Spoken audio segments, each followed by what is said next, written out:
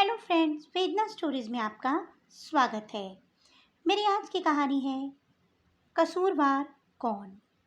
सिंघानिया जी की बेटी श्लोका और सुप्रिया जी का बेटा विधान एक दूसरे को पसंद करते थे। श्लोका का घर विधान के घर से 10 कदम की दूरी पर ही था, इसीलिए आते जाते छिपते छिपाते मिलना हो ही जाता था। जब दोनों के घर वालों को पता चला तो उन्हें भी इस बात से कोई एतराज न हुआ। दोनों ही बच्चे पढ़े लिखे, विवाह योग्य और समझदार थे। घर वालों ने दोनों की सगाई कर दी। सभी बहुत खुश थे। अगले महीने ही दोनों की शादी होने वाली थी, पर विधाता को शायद कुछ और ही मंजूर था। अब अभी कुछ ही दिन बाकी हुए थे विवाह में कि कुछ ऐसा घटा जिसने सबको एक बार फिर सोचने पर विवश कर दिया। किस्मत ने बहुत भयावह खेल खेला था। सुप्रिया अभी सभी काम निपटाकर बिस्तर पर लेटी ही थी कि बाहर सड़क पर बहुत शोरगुल सुनाई दिया। सुप्रिया की लिहाफ में से निकलकर बाहर जाकर कारण जानने की हिम्मत ही नहीं हो रही थी। एक तो मथुरा में जनवरी महीने की कड़ाके की जाड़े की रात, ऊपर से पावर कट, सोचकर ही पूरे शरीर में कपकपी पैदा हो जाती है। हाथ को हाथ सुझाई नहीं दे रहा था। दूसरा, वर्तमान दूषित कानून व्यवस्था ने बाहर क्या हो रहा है कि जिज्ञासा पर और भी पानी फेर दिया था। कौन किसी के पचड़े में पड़े, वह बुदबुदाई और करवट लेकर कब नींद की आगोश में चली गई, पता ही नहीं चला। सुबह पौ फटते ही सुप्रिया की आंख खुली।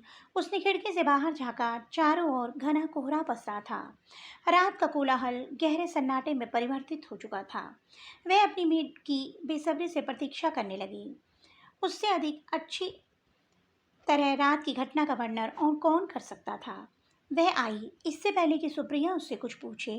उसने आते ही एक हाथ से अपनी ठोड़ी पकड़कर और दूसरे हाथ से सुप्रिया की ओर संकेत करते हुए आंखें फैलाकर कहा, अरे भाभी, तुमको पता है कल रात वो तुम्हारी होने वाली बहू के साथ कुछ उल्टा सीधा भवा है।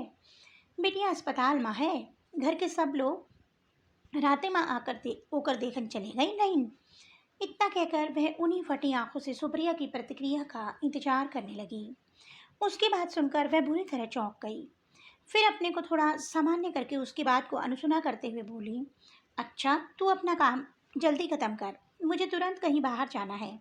इतना कहकर उसने मेड के कथन पर पूर्ण विराम लगा दिया, क्योंकि वह जानती थी कि वह बिना उसकी प्रतिक्रिया के अनवरत बोलती ही चली जाएगी। सुप्रिया जल्द से जल्द सिंघानिया जी के घर पहुंचकर घटना की तह तक पहुंचना चाहती थी।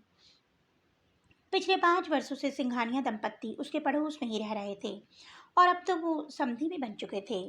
मेड के जाते ही सुप्रिया सिंघानिया जी के घर पहुंच गई, लेकिन गेट पर एक बड़ा सा ताला लगा हुआ था। वह अस्पताल का नाम पूछती भी तो किससे। अन्य दिनों के विपरीत अत्यधिक ठंड और कोहरा होने के कारण सभी लोग अपने घरों में दुबके हुए थे। उसने अपने पर्स से मोबाइल निकालकर सिंघानिया जी से अस्पताल का नाम पता किया और रिक्शे से आनन फानन में वहां पहुंच गई। सुप्रिया को अस्पताल पहुंचकर जो दृश्य अपेक्षित था वही देखने को मिला। श्लोका आईसीयू में थी। बाहर सिंघानिया जी और उनकी पत्नी रात भर के जगे और थके हुए बेंच पर एक लुढ़के हुए थे। एक और 3-4 पुलिसकर्मी तथा पत्रकार खड़े थे, इस इंतजार में कि पीड़िता होश में आए और वे उसका बयान ले। 5-6 लोग और भी थे जिनको वह पहचानती नहीं थी। शायद सिंघानिया जी के रिश्तेदार होंगे, जो कि आपस में खुसर पुसर कर रहे थे। वह सिंघानिया जी की पत्नी के पास जाकर बैठ गई और धीरे से उनके कंधे पर हाथ रखा। हाथ के स्पर्श से उन्होंने अपना चेहरा उसकी ओर घुमाकर उसको देखा।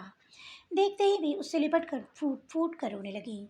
उसको समझ नहीं आ रहा था कि वह उनको क्या कहकर सांत्वना दे।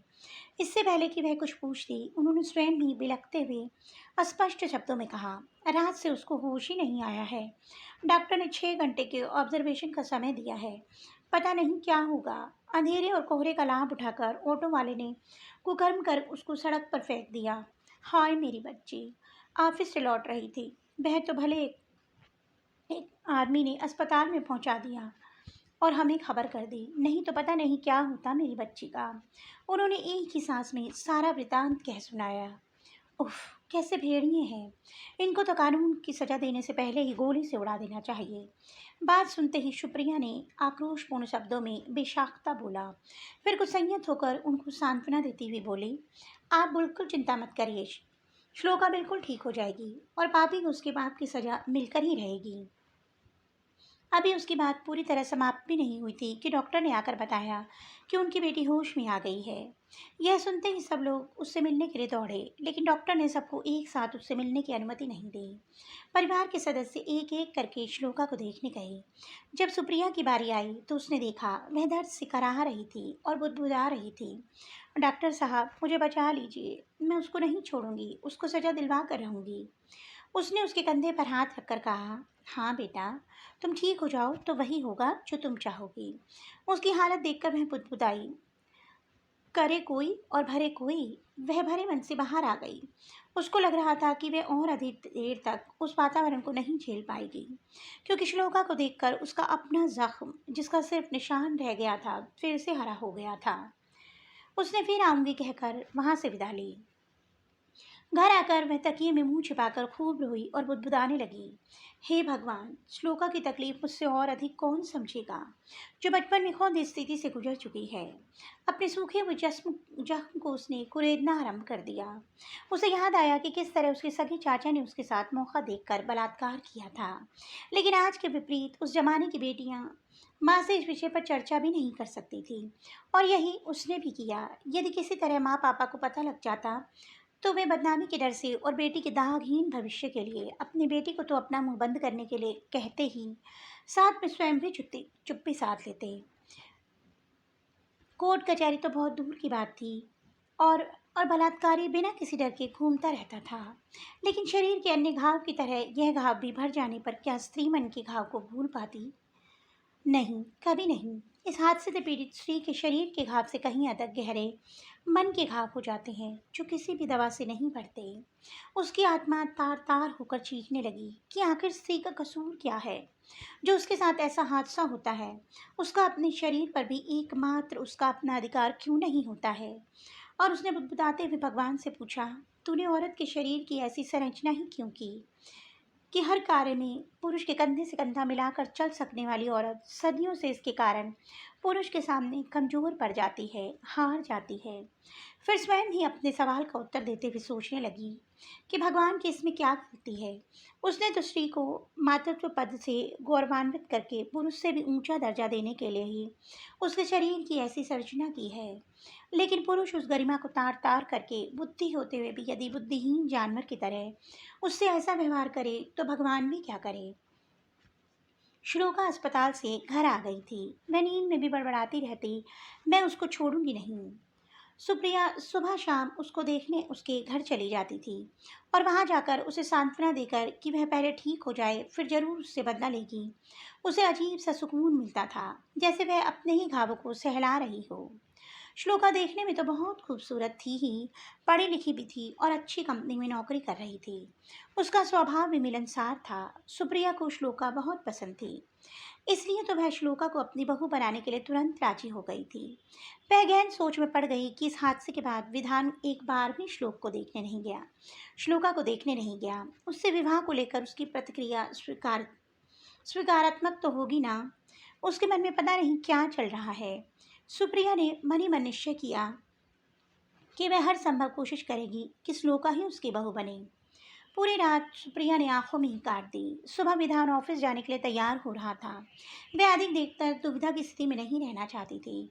उसने विधान को अपने कमरे में बुलाया और बिना कोई भूमिका बनाए ही उससे पूछा, तुझे पता है श्लोका के साथ क्या हुआ है? मम्मा, आप भी कैसी बातें करती हो? ऐसी खबरें कहीं छिपती हैं भला? तू उसको देखने एक बार भी नहीं गया, तो उससे शादी तो करेगा ना? सुप्रिया ने उसकी आंखों में देखते हुए पूछा। विधान माँ के इस अप्रत्याशित प्रश्न को सुनकर भौचक्का रह गया। अभी उसकी बात पूरी भी नहीं हुई थी कि विधान बोला, ऐसी लड़की से कौन शादी करेगा भला? और आप मेरी माँ होकर ऐसा भी कैसे सोच सकती हैं? मैं क्यों करूँगा उससे शादी? और लड़कियाँ मर गई हैं क्या? या मेरे में कोई कमी है कि मैं उससे रिश्ता जोड़ूं? समाज क्या कहेगा?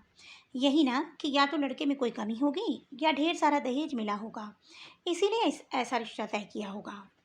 सुप्रिया विधान के इस तीखे सपाट उत्तर को सुनकर सख्ती की हालत में आ गई।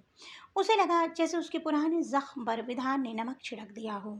जल्द ही खुद को संभालते हुए बोली, तेरी बात पूरी हो गई हो तो मैं कुछ बोलूं? यही हादसा विवाह के बाद श्लोका के साथ होता या तेरी बहन के साथ होता तो तू क्या करता? उसको या तो अपनी बहन को घर से निकाल देता या उसका गला घोंट देता, या वह परिवार और समाज से तिरस्कृत होकर आत्महत्या कर लेती। आखिर श्लोका का क्या कसूर है? यही ना कि वह लड़की है।